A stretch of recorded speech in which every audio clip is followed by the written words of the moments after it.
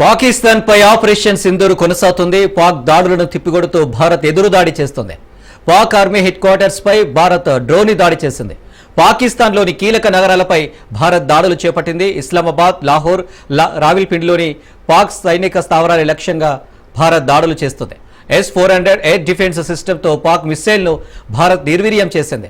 China నుంచి పాక్ తెచ్చుకున్న HQ-9 క్షిపణి రక్షణ వ్యవస్థను భారత్ నిర్వీర్యం చేసింది. రావిల్పిండి క్రికెట్ స్టేడియంపై భారత్ డ్రోన్ దాడి చేసింది. డ్రోన్ దాడిలో క్రికెట్ స్టేడియం ధ్వంసమైంది.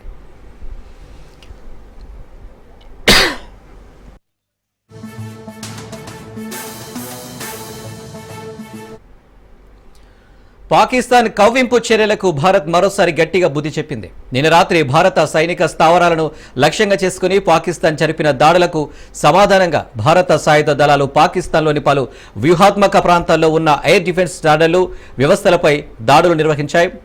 ఈ దాడుల్లో లాహోర్లోని ఓ ముఖ్యమైన ఎయిర్ డిఫెన్స్ వ్యవస్థ రాడార్లు పూర్తిగా ధ్వంసమయ్యాయి.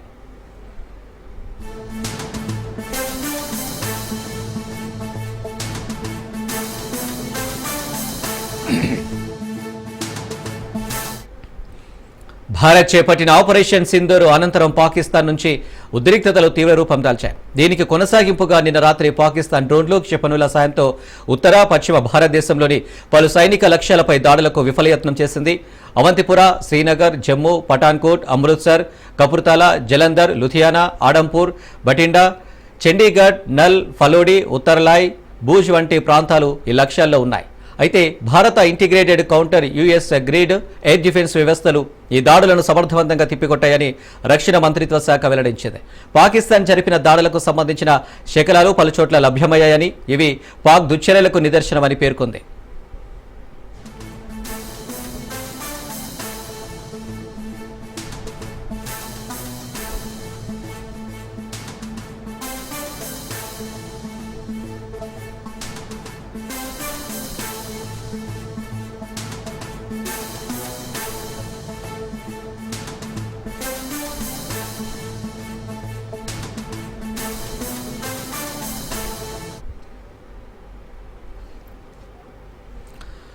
భారత ప్రభుత్వం విడుదల చేసిన ఒక ప్రకటన ప్రకారం భారత సాయుధ బలగాలు పాకిస్తాన్లోని అనేక ప్రాంతాల్లో ఎయిర్ డిఫెన్స్ రాడార్లు వ్యవస్థలను లక్ష్యంగా చేసుకున్నాయి.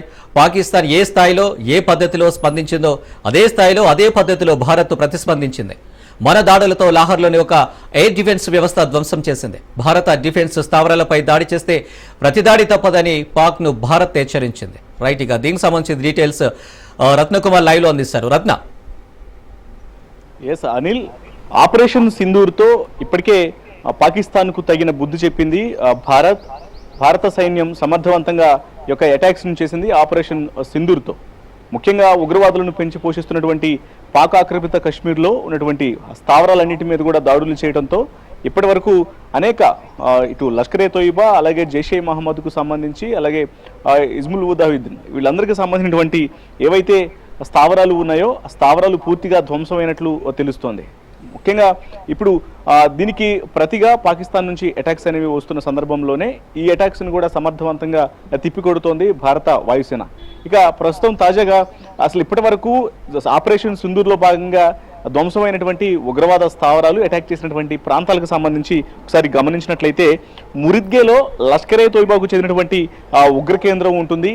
దాదాపు 24 రకాల ఇటు యుద్ధ విమానాలు ఇక్కడ నుంచి బయలుదేరి వెళ్ళినటువంటి సందర్భంలోనే ఈ యొక్క ఉగ్ర కేంద్రాన్ని పూర్తిగా ధ్వంసం చేయడం జరిగింది. ఆ తర్వాత బహవల్పూర్లో అటాక్ అనేది జరిగింది. జైషే మహమ్మద్కు చెందినటువంటి ఉగ్రవాద కేంద్రం సుబాన్ అల్లా కేంద్రంగా పిలువబడుతుంది. ఈ కేంద్రాన్ని పూర్తిగా ఇటు సేనలు నేలమట్టం చేసినటువంటి పరిస్థితి ఉంది. ఇక ధ్వంసమైనటువంటి బర్నాలలో లష్కరే తోయిబాకు సంబంధించినటువంటి ఉగ్రవాద స్థావరాన్ని గుర్తించారు.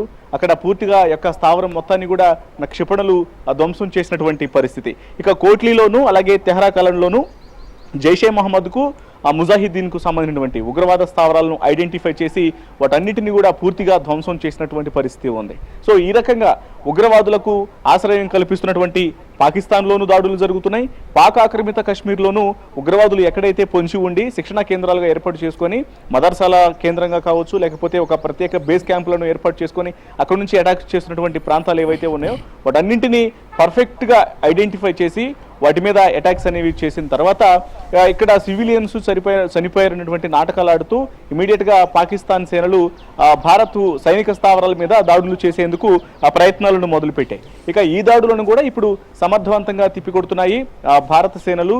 ముఖ్యంగా S-400 ఎయిర్ డిఫెన్స్ సిస్టంతో పాకిస్తాన్ యొక్క సైనిక స్థావరాల మీద సమర్థవంతమైనటువంటి దాడులు చేస్తోంది భారత సైన్యం. అయితే ఇప్పటికే మిత్ర దేశాల యొక్క సాయం కోరుతున్నటువంటి పాకిస్తాన్ తమకు సాయం కావాలంటూ చైనాను ఆశ్రయించింది. చైనాను ఆశ్రయించినటువంటి సందర్భంలోనే HQ-9 క్షిపణిని తీసుకురావడం జరిగింది.